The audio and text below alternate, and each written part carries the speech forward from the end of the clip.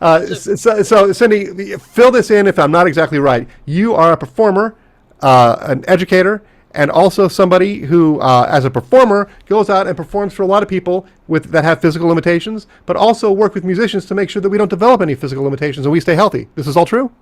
yep, that's true. All right, I'm going to shut up and take my win and let you be in charge.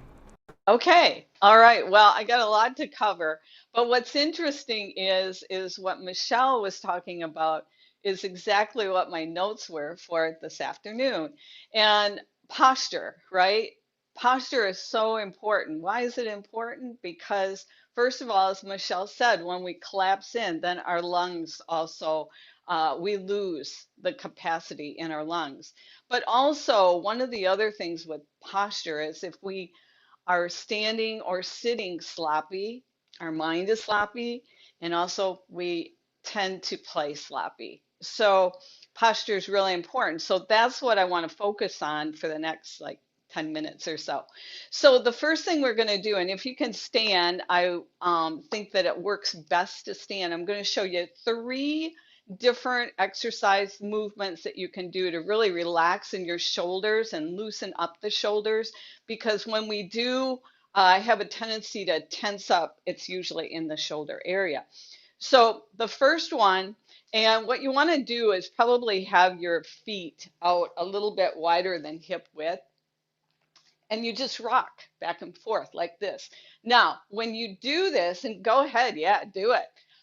When you do this, I don't want you to control your arms. People want to, like control what's going on. Don't do that. Use the centrifugal force to like really flop the arms to each side. And what this is going to do is start to loosen up the shoulders. And then after you've done this, maybe 30 seconds to a minute or so, you're going to change it up a bit by bringing one arm up towards the shoulder and the other one down. And again, there's really not much for any control that's happening. You're just literally letting the arms flop and tap on the shoulder and the hip. So those are two. And then the third one, what we do, and again, it's a little bit of centrifugal force where you do this type of thing. So what am I doing? So when I come back, I literally am swinging. If you notice, my arms are almost level with the floor. So you really have to swing back. And then when you bring your hands to the shoulder area here, use your fingertips and tap the shoulder area.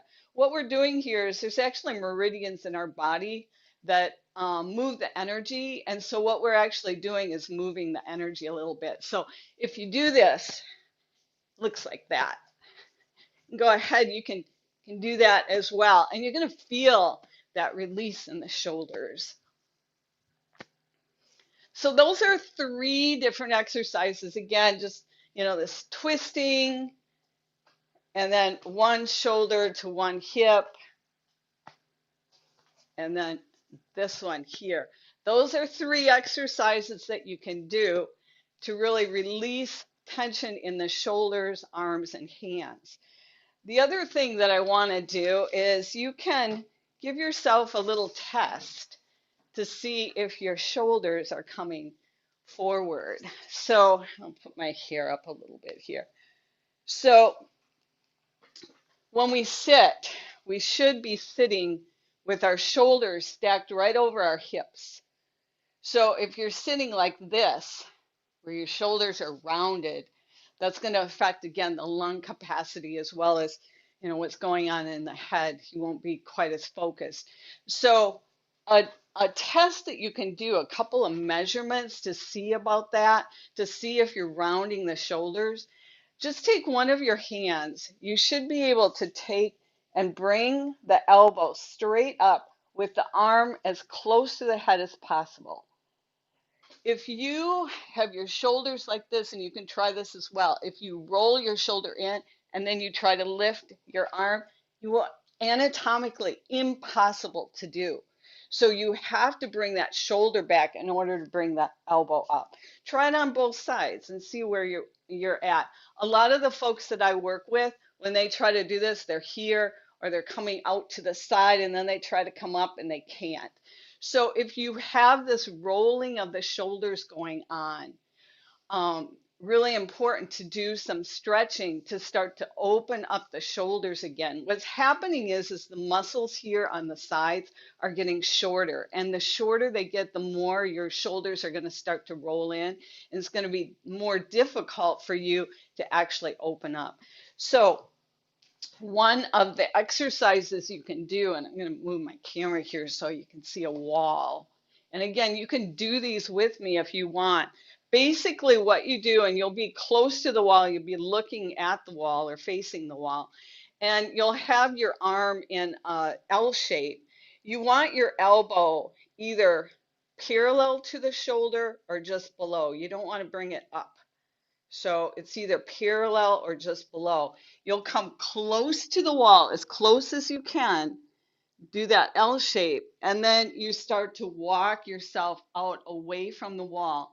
And you'll hold this stretch for a good 30 to 60 seconds. So anywhere from a half to a full minute. And you'll start to feel that nice stretch. And of course, you do it on both sides. So you might want to just try that if you've got a wall handy, where you come out and then just hold. So that's one way to start to roll and get those shoulders back, so that when you sit in your chair, you can sit again with your shoulders stacked right over the hips and you're not rolling the shoulders in. The other thing, and I know Michelle did this one as well, is shoulder rolls, right? This is always a really good one. You can do them separately, you can do them together. I recommend, because most of us are already bringing the shoulders in, don't even think about going forward. Always go back, because that's just the opposite of what we usually do most of our day, right? And so again, you can do both of them, or if you want to maybe isolate one.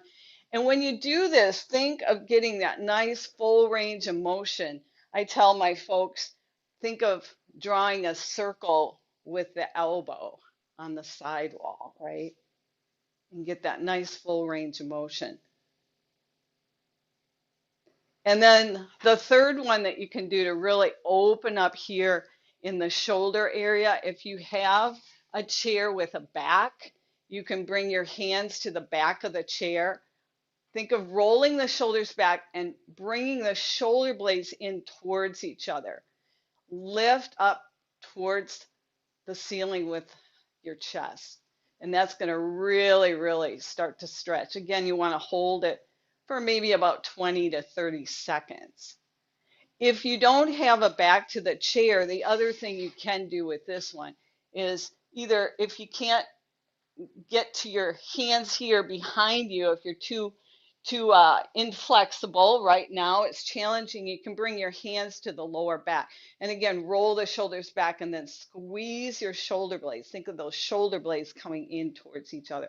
Or if you can get to your fingertips and hands here, again, roll the shoulders back.